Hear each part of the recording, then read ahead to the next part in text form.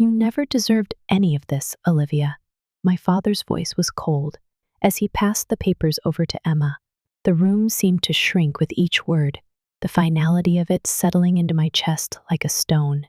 I stayed still, my hands gripping the arms of the chair, trying not to let the anger show. There it was. Another moment where Emma got everything: the car, the job, the praise, and I was left in the shadows, as usual. But what they didn't know, what none of them knew, was that I had been preparing for this moment for years. Growing up, I had always known where I stood in my family. Emma was the golden child, the one who could do no wrong. She had the looks, the charm, and the personality that always seemed to win over everyone.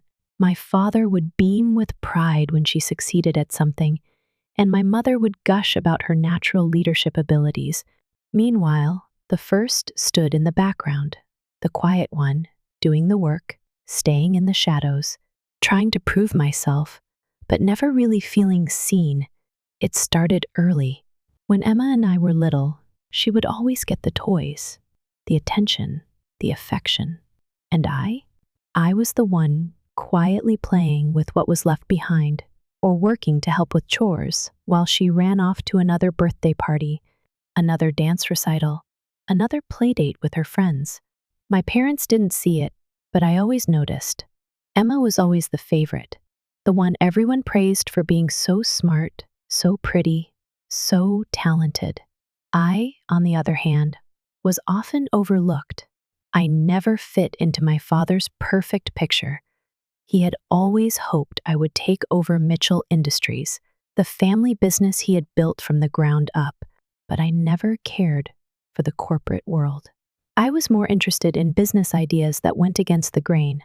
I worked hard, studied for my MBA, but that was never enough. My father's dream was for me to be the perfect businesswoman, like Emma, flawless, charming, and willing to follow the family script. But I wanted more. I wanted to create my own legacy, to prove that I could be successful on my terms. But my father never saw it that way. He always pushed Emma in the spotlight. She was always the one who received praise for the smallest achievements. "Emma's doing a great job," my father would say when she got a promotion to junior marketing assistant at Mitchell Industries, the very company where I had spent years working my way up from the mailroom. I had taken the time to understand every department, every function, the ins and outs of the company. But Emma's promotion? That was just a matter of her being Dad's choice, with no hard work or years of dedication behind it. The worst part wasn't just my father's favoritism. It was the way my mother would side with him, never questioning any of his decisions. She'd always tell me to get over it, or stop being so bitter, whenever I brought up how unfair it was that Emma was constantly given everything on a silver platter. She would gush about Emma's new possessions, like her new luxury car, a BMW that was clearly far out of Emma's price range, but my parents paid for it, without hesitation. "Everything goes to your sister," my father had said when the will was read out loud. It was no surprise. My parents had never been subtle about their favoritism. Emma had always gotten what she wanted: the cars, the clothes, the attention. Meanwhile, I had to fight for every inch. At that moment, it hit me. Everything had always been about Emma. Even my college fund had been spent on her, on this car, on that dinner, on her endless desires. I had been saving to pursue an MBA, a dream I had worked hard for while holding down a full-time job, but that was apparently not worth it. My parents didn't value what I was working toward. My goals, my dreams, they were never important enough to them. My family didn't understand me. They didn't see the long nights I'd spent working on presentations and business plans. They didn't appreciate the fact that I had turned down countless luxuries just so I could pay for my education. All they saw was Emma and how perfect she seemed to be. She had the looks, the style, the life that they admired. I, on the other hand, was stuck in the trenches, working for something they never saw as valuable. I wanted more. I wanted to break free from this cycle. But Emma had always stood in my way, taking whatever she wanted without understanding the value of it. And it wasn't just about the material things. It was the respect, the recognition, the praise that I never received. When Emma got her promotion, the first thing my father said was, "She's got leadership potential." Meanwhile, I had been working in that company since I was 19, building my way up, never once being acknowledged for the effort I had put into understanding every aspect of the business. But Emma? She was handed everything on a silver platter, with no effort required. My family didn't see it. They never noticed how I had to earn every single thing I had. They never realized that I wasn't just trying to follow in their footsteps. I was trying to create something on my own. They never saw the years I spent building up my own career, carefully managing my money, or investing in my future. Instead, they saw Emma and her flawless smile, her designer heels, her natural charisma. That's when I decided it had to change. I wasn't going to sit back anymore. I wasn't going to let Emma continue to take everything while I worked in the shadows. What they didn't know, what they could never have guessed, was that I had been playing the long game, building something that would take Mitchell Industries in a new direction. I had been gathering shares, building up my stake in the company quietly, working behind the scenes. I wasn't going to let them keep treating me like the invisible one. In 3 months, everything would change. It had been 3 months since the day the will was read, and nothing had changed. Emma's world continued on its perfect trajectory, while I quietly worked on something much bigger than they could ever imagine. To them, I was the same old Olivia, the one who couldn't let go of her bitterness, who worked too much and was too serious. What they didn't know was that I had spent the last 5 years building a future of my own, one that would leave Emma's shiny car and her hollow achievements in the dust. It all started when I was just 19, working in the mailroom at Mitchell Industries. My father had always expected me to work my way up, but I was never the favorite, and I never had the resources to skip the steps and go straight to the top like Emma. But that's when I stumbled across something that would change everything. One afternoon, as I was sorting through the company's usual mountain of correspondence, a letter caught my eye. It was addressed to my father, but the name on the return address struck me as important. It was from Stanley Wright, my father's old business partner, who had been bought out years ago due to some financial troubles. The letter was a desperate plea for help. Stanley was dying, and he needed to sell his remaining shares in Mitchell Industries to pay for medical treatments. My father had no idea that Stanley still held shares in the company. In fact, he had probably forgotten all about them. The letter had been buried, overlooked, just like I had been all my life. I should have handed that letter to my father. I should have done the right thing, but I didn't. I took it home, and instead of just delivering it, I picked up the phone and called Stanley myself. We struck a deal, and I ended up buying the shares from him, paying him a fair price with the savings I had earned over the years and a small inheritance from my grandmother. Stanley was grateful, but also a little bitter. "Your father's forgotten where he came from," he told me. "Maybe you can remind him someday." By the time I was 20, I owned 15% of Mitchell Industries. But I didn't stop there. I spent the next 4 years tracking down every small shareholder, retired employee, and early investor who was willing to sell their shares. I used every penny I could scrape together, bought shares quietly through a holding company. I'd set up with the help of a trusted lawyer and built my stake in the company. Emma and my father never noticed. They were too busy celebrating her natural leadership and ignoring the undercurrents of dissatisfaction with the company's direction. Last month, I finally hit my target. I owned 51% of Mitchell Industries, I'd been planning this for years. It wasn't just about the shares, it was about control, about showing my family that I was more than just the invisible one. I had created a network of shareholders who were just as dissatisfied with my father's leadership as I was. I had secured their votes, and when the shareholders' meeting came around in 3 months, I would take control. But it wasn't just about the company. It was about my place in this family, about getting back what Emma had taken from me, the respect, the recognition, the opportunity to prove that I wasn't just the backup sibling. I had spent years working my way up in the company, quietly building my own future, while Emma and my parents had ignored everything I was working toward. They thought I was just the quiet, bitter one, but I had a plan, and it was going to change everything. The days passed in a blur of paperwork, meetings with my lawyer, and long hours in my office. I meticulously planned every move, making sure everything was in place for the shareholders' meeting. I knew my father would never see it coming.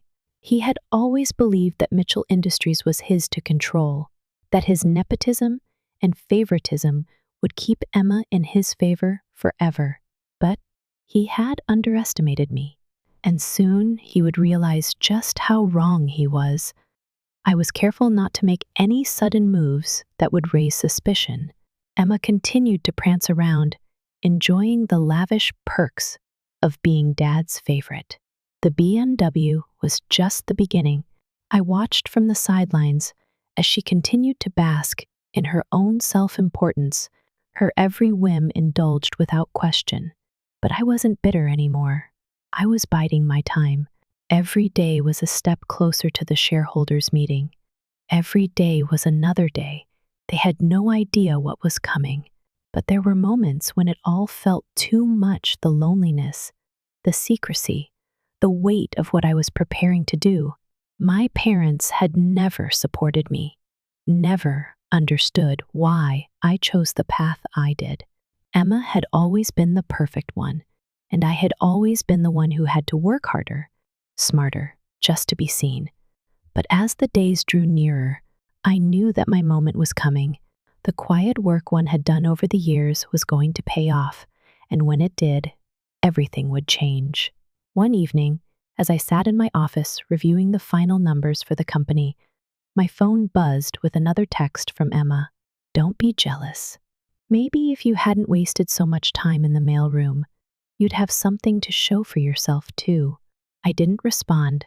Let her have her fun. Let her believe that her life was perfect, that everything had come easily to her. She had no idea what was coming. 3 months, and everything would change. The clock ticked down, and the tension in the air was palpable. 3 months of careful planning, research, and strategic moves had led to this moment. Everything had been meticulously laid out, like pieces of a puzzle slowly coming together. I had my lawyer's confirmation that all the shares were in place. The proxy votes were accounted for. The documents I had worked tirelessly to accumulate were ready for the moment when everything would come to light. Mitchell Industries was about to change forever. I had no illusions about how this would go. My father would be furious. Emma would be heartbroken, but she'd never truly understand why. It wasn't just about the company, it was about something deeper, something that, for years, had been buried beneath the surface: respect, recognition, and the fight for something that should have been mine all along. The day of the shareholders' meeting arrived. I arrived early, long before my family even began to stir. I watched the morning light filter through the blinds of my office, the city waking up beneath me. The calm before the storm, I thought. Everything had led up to this moment, and I was ready. The day would unfold like any other. The only difference? This time, I wasn't going to be the one sitting in the background, quietly observing my family's entitlement. This time, it was my turn to take control. I entered the conference room at exactly 8:30 a.m. The board members were already gathered, seated at the long table with a stack of documents in front of them. They had no idea what was about to happen. To most of them, I was just another employee, the daughter of the man who had made all the decisions in this company for the last 2 decades. But they didn't know everything I had done in the shadows. They didn't know about the shares I had quietly acquired, the moves I had made to secure my position, or the strategy that had been years in the making. "Good morning," I said as I walked into the room, making sure to meet the gaze of each board member. I was calm, collected, but there was a fire burning in me that they couldn't see. Olivia, one of the senior members, greeted me, his tone neutral, but there was a hint of something else, a faint recognition of the tension in the air. "Morning, Richard," I replied coolly, taking my seat at the front of the room. The space felt different today, like the walls were closing in on me, and everyone in the room, including my family, was oblivious to the storm that was about to hit. "Shall we begin?" I asked, trying to keep my voice steady. The meeting kicked off like any other, but I knew the moment had come. I had no intention of wasting time. I clicked through the presentation slides, showing them the documents I had prepared. The first slide showed the financials, the declining profits, the employee turnover, the missteps made by Emma in her new role. I could see the board members leaning forward, glancing at each other, their concern growing. The numbers didn't lie. Emma's promotion had been a disaster. As I moved through the slides, I felt the weight of my father's gaze from the back of the room. His arms were crossed, his face hard. He knew what was coming, but it didn't matter. This was bigger than him, bigger than Emma. This was about the future of Mitchell Industries, and I was the one who was going to decide what that future looked like. Finally, I reached the slide that mattered most: the ownership structure, the shares, the control. The one thing my father had always held over me, the thing he thought he could dictate by virtue of being the founder of Mitchell Industries. That was when I dropped the bombshell. "By the way," I said, my voice steady but carrying the weight of everything I had worked for, "I own 51% of Mitchell Industries. The board has already voted unanimously to support my appointment as CEO." The room went silent. For a long moment, there was nothing but the sound of my father's breathing, shallow and quick. His face had drained of color, and his eyes narrowed as if he couldn't quite grasp what had just happened. It was like everything he had believed in, every decision he had made about Emma and the family's future, had just shattered in front of him. I don't understand," he stammered, his voice tight. You can't." "How? I can," I replied, my words cutting through the tension. "You never noticed, did you?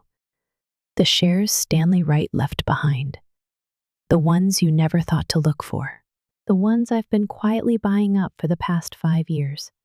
While you and Emma were too busy celebrating mediocrity, I was building something real." I watched as my father's face twisted in disbelief. The reality of the situation was sinking in, and it was more than he could bear. "But Emma," he said, his voice weak, like a man grasping at straws. "She's my daughter. She's the one who..." "Emma got what she deserved," I interrupted, my voice firm. "But not everything, Dad. She's had her shot. It's my turn now. I've earned it. I built this, from the ground up." I turned to Emma, who had been sitting silently beside my father. Her expression had gone from confusion to rage. She shot me a venomous look, but I didn't flinch. This wasn't about her anymore. "I'm sorry, Olivia," Emma said through clenched teeth. "You've ruined everything. You can't just..." "Sit down, Emma," I said, calmly but firmly. "You don't get to make decisions anymore. You're done here." I could feel the heat in the room, the eyes of the board members on us, the growing understanding of what had just transpired. My father, for the first time, looked like a man who had lost control. And in a way, he had. "Olivia, this isn't over," my father spat, trying to regain his composure, but there was nothing left to say. "I'm afraid it is," I replied, standing up from my chair. "The shareholders have already spoken. This company belongs to me now." With that, I walked out of the room, leaving my family in stunned silence. I could hear my father shouting after me, but it didn't matter. The power had shifted, and I was ready for whatever came next. The following days after the meeting were a whirlwind, but for the first time in my life, I felt like I was in control. The tension between my family and me had reached a breaking point, but it wasn't the kind of battle I had expected. It was quieter, less about anger, and more about a subtle shift in power. Emma's snide comments and attempts to sabotage me during every family interaction became easier to ignore. My father's pride, bruised but never broken, would take time to heal. But as for me, I was moving forward. I had a company to rebuild, a legacy to restore. That day, after the shareholder meeting, I sat in my new office, the one that had once been my father's, taking in the view of the city below. The world seemed to be shifting, and for the first time in a long time, I wasn't playing catch-up. I was leading. As the next few weeks passed, the shift in Mitchell Industries began to take root. The old guard, those who had worked with my father for years, started to see the change. They began to understand what had been so apparent to me all along: the company needed new life, a new direction. Emma's disastrous tenure as marketing director had put the company at risk, but my plans were already in motion. I had restructured departments, I had cut unnecessary costs, and most importantly, I had begun to rebuild trust with our clients and our employees. But it wasn't all smooth sailing. My father was still in the background, his presence looming over every decision I made. His pride wouldn't allow him to back down completely. He had reached out a few times, trying to broker some kind of peace, asking to meet with me, as if he could talk me out of what had happened. But each time, I refused. I wasn't interested in negotiating with the man who had always belittled my ambitions. He had made his choices, and now it was my turn to make mine. It wasn't just the business that needed healing, it was our family. I knew that, deep down, but I also knew that the only way to move forward was for me to stand firm, to make sure the changes I was implementing didn't just benefit the company, but also the people who had been overlooked for far too long. Then came the day when everything began to unravel. I was sitting at my desk, reviewing contracts for a new partnership with an environmental firm, when the phone rang. It was Sarah, my most trusted ally in the company. "Olivia, you need to see this," she said, her voice tight with urgency. "It's Emma." I felt my stomach drop. What had she done now? I took a deep breath before responding. "What happened? Come to my office. You need to see it for yourself," she said before hanging up. I stood up from my desk, my heart pounding in my chest. I had no idea what Emma was up to, but whatever it was, it couldn't be good. I walked quickly to Sarah's office, trying to push the flood of anxiety out of my mind. When I arrived, Sarah was sitting behind her desk, a grim expression on her face. She motioned to the computer screen in front of her.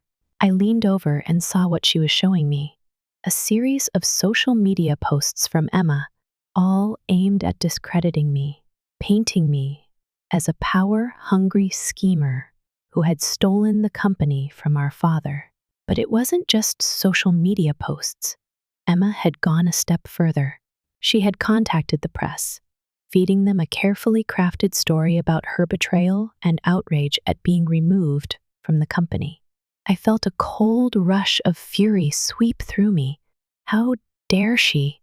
After everything I had done, everything I had built, she was trying to tear me down?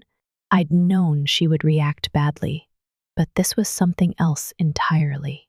She was trying to turn public opinion against me, to make it seem like I was the villain in this story. Is she seriously trying to go this route? I asked, my voice low but filled with anger. Sarah nodded, her face lined with concern. She's playing dirty. The board's been getting phone calls.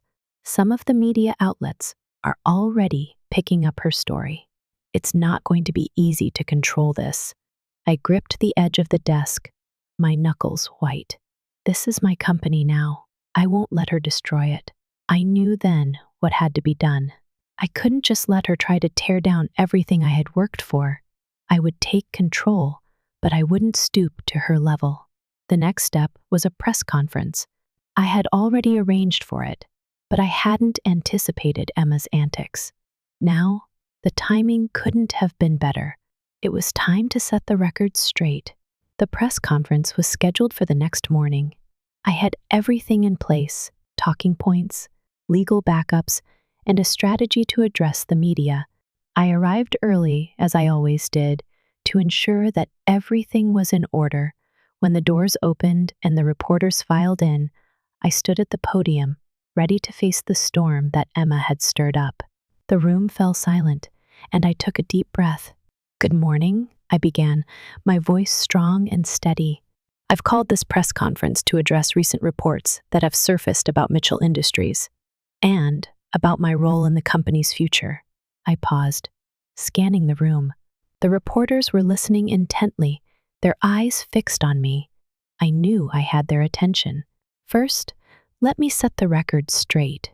I didn't steal anything. I didn't destroy my father's company.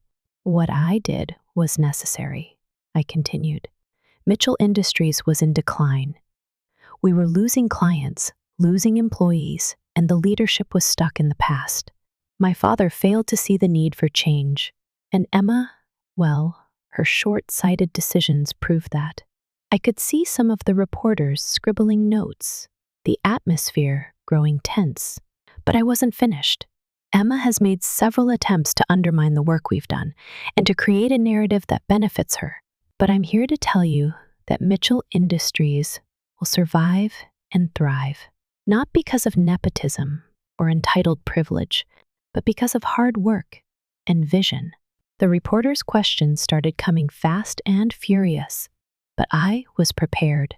One by one, I answered them, addressing each concern with clarity and confidence. And then I turned the tables. "Now, let me ask you all a question," I said, leaning forward slightly. "Why is it that when a woman fights for what she's worked for, when she fights to build something of her own, she's labeled as cold, calculating, or even ruthless?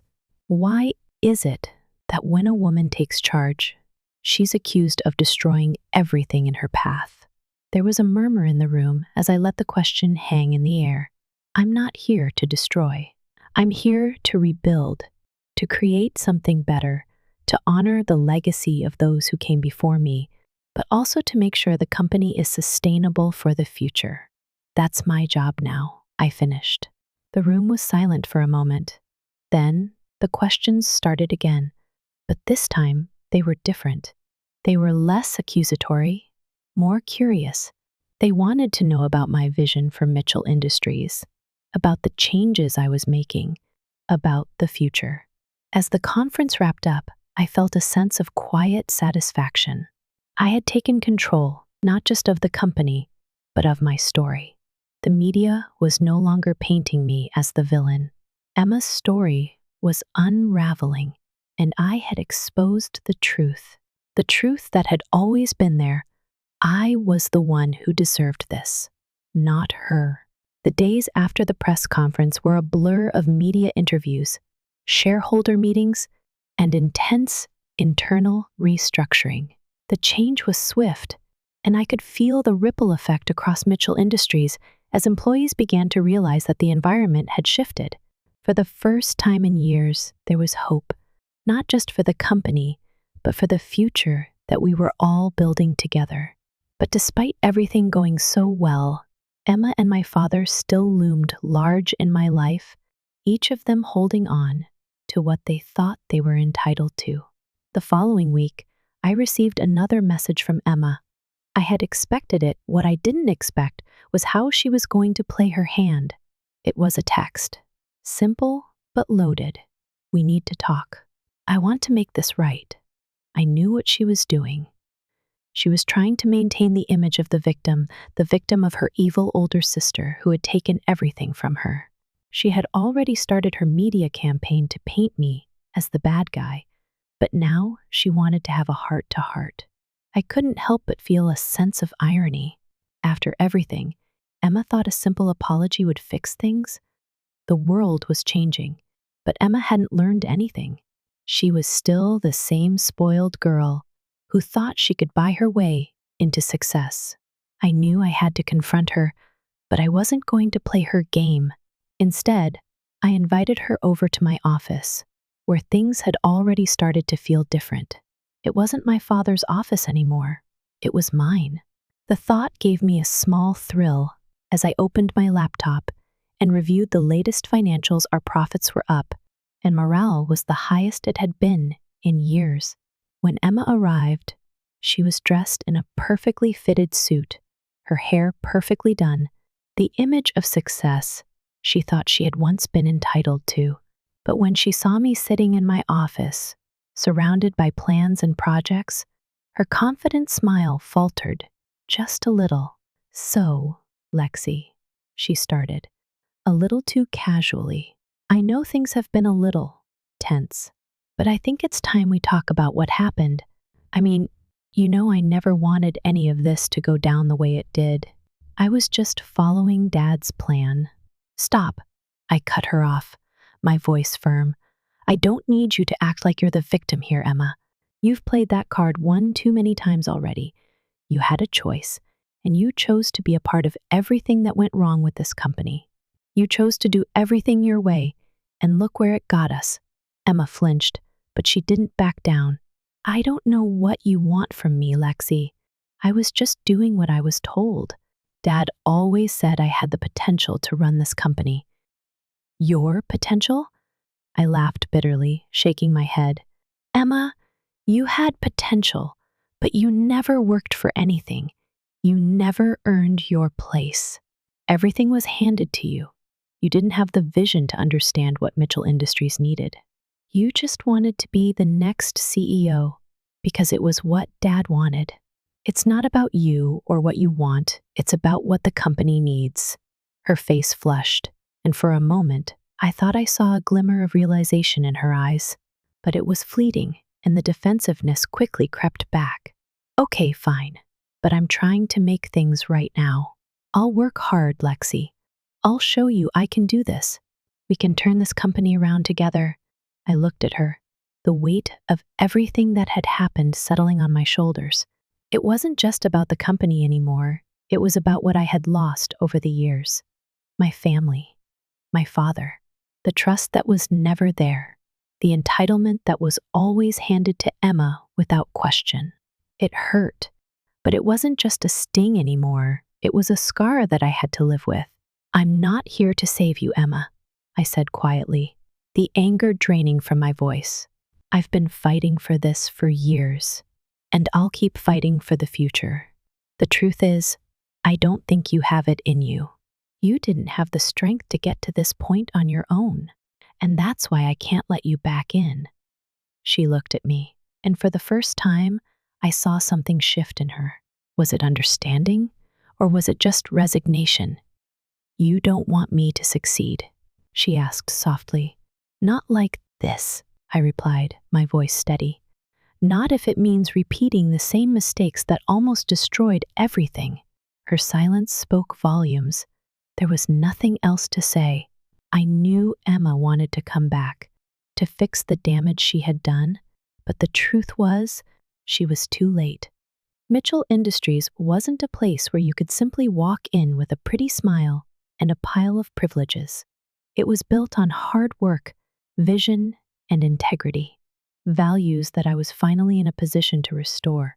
I left the conversation feeling lighter, as though a weight had been lifted from my shoulders. The truth had been laid out, the power dynamics between us had shifted, and for the first time, I realized that the person who could take control wasn't just the one with the most influence or wealth, it was the one who had the courage to make the tough decisions. The next few weeks were a blur of meetings, company-wide announcements, and quiet triumphs. The restructuring of Mitchell Industries was well underway, and things were moving quickly. Employees who had felt undervalued under my father's leadership were now thriving. Investors who had lost confidence were now returning. The company was growing again, and so was I.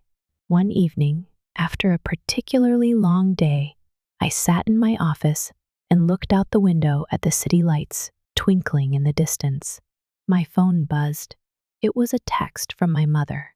"Lexi, I've been thinking about everything. I was wrong. I should have believed in you." I put the phone down, the words sinking in. It wasn't the apology I had hoped for, but it was something. It wasn't just about the company anymore, it was about healing. My mother had finally seen me, not as the second best daughter, but as someone who had fought for her place. For the first time in my life, I realized that I didn't need their approval anymore. I had my own, and as for Emma, she'd have to learn the hard way, but that wasn't my problem anymore. As I reflect on everything that's happened, how I fought for this company, how I fought for myself, I realize that the most important lesson isn't just about taking control of the business or being the better sibling. It's about understanding that sometimes we're the ones who have to create our own opportunities and stand up for ourselves, even when no one else sees our worth. For years, I had to watch Emma get everything handed to her, while I worked twice as hard to prove myself. But in the end, it wasn't the number of luxury cars or the promotions that defined me. It was my ability to stay true to my values, to build something from the ground up, and to take the hard road to success. We all have choices, and it's up to us to make them, even when others don't believe in us or think we're not enough. Sometimes, the greatest revenge is simply proving people wrong, not out of malice, but because we deserve it. I've learned to stop seeking approval from others and to start trusting my instincts, even when they don't fit into someone else's plan. So, to anyone who feels overlooked or undervalued, remember your journey is yours to define. Keep fighting for what you believe in, and one day you'll be standing where you belong. If you've ever experienced something like this, or have thoughts on family dynamics and finding your own path, feel free to share in the comments. And don't forget to subscribe for more stories like this, because sometimes the greatest changes start with just one step.